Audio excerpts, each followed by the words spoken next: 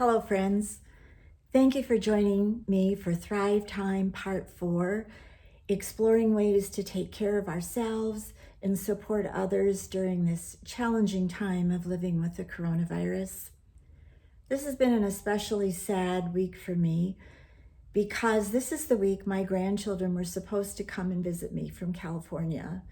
And of course, they weren't able to make the trip.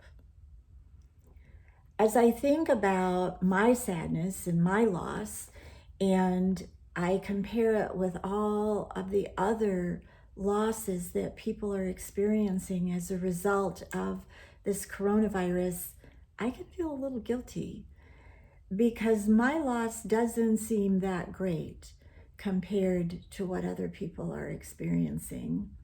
And maybe many of you have had that same feeling of having loss, but in the whole scheme of things, it doesn't seem to be that bad, and you shouldn't be feeling so sad. Well, the work of grief expert David Kessler has been very helpful for me in putting my feelings about my loss in perspective. He talks about what's the worst loss, and that there really is not a way to say one loss is worse than another loss. The worst loss is the one that you're feeling. And we know that when we're feeling grief or loss or sadness or really any emotion, it's not helpful to deny those feelings. It's not helpful to bury them and to say, oh, I shouldn't be feeling this for whatever reason. We need to be able to identify what we're feeling, to name it, and to understand that our feelings have legitimacy in order to deal with them. We also know that there's so much that we can do to support others who are experiencing loss.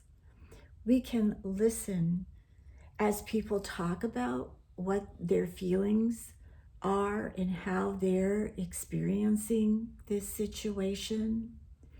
We can support them in having those feelings, and we can listen without judgment.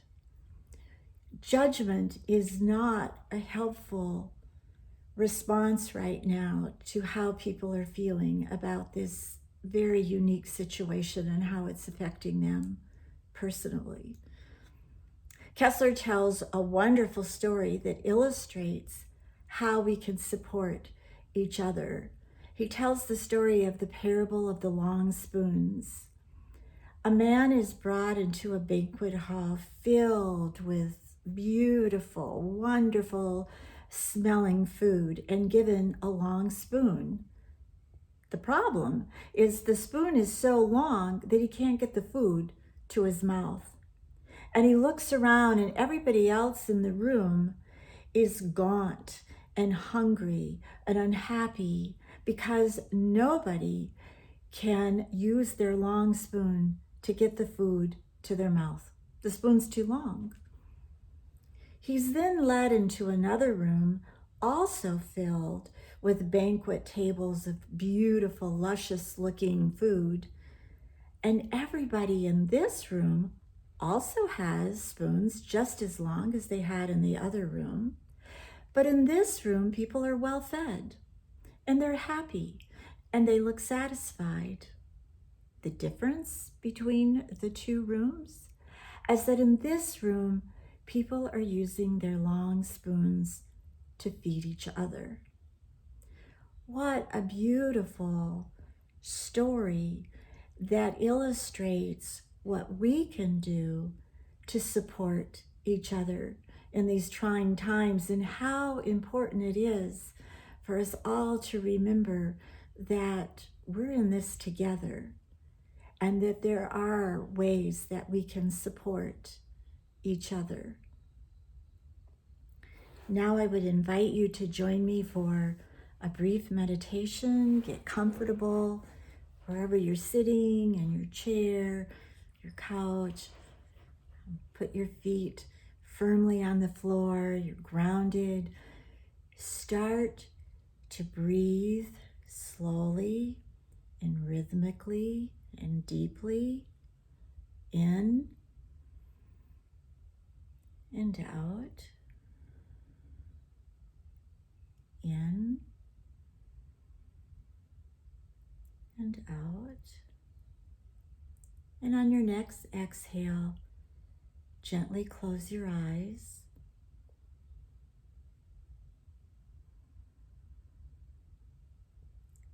And as you're breathing deeply, start at the top of your head and scan down through your body, noticing any areas in your body that might feel tense or tight, and relaxing those parts of your body as you continue to scan down.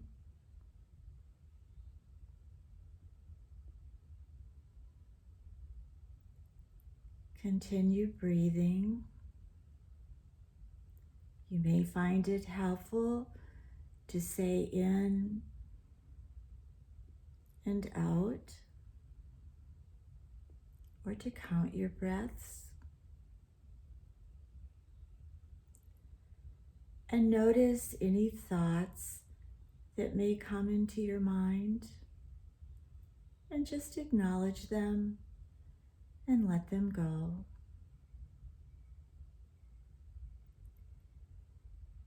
And continue breathing.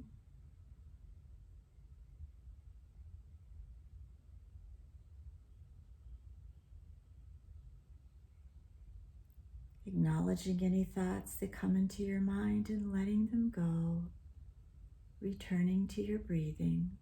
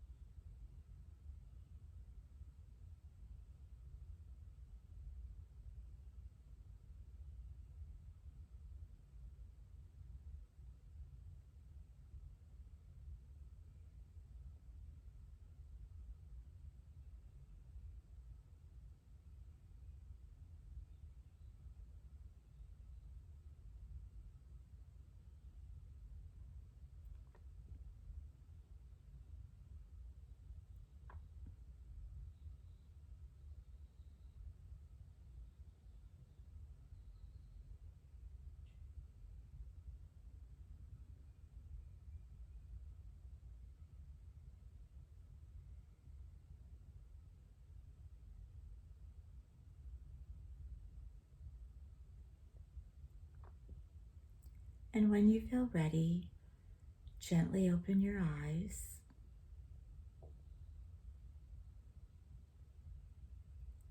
Notice how you're feeling. And know that you can use this simple meditation technique anytime that you want to have a few moments of calm in your life. And until we get together again, be safe, and remember, we're all in this together.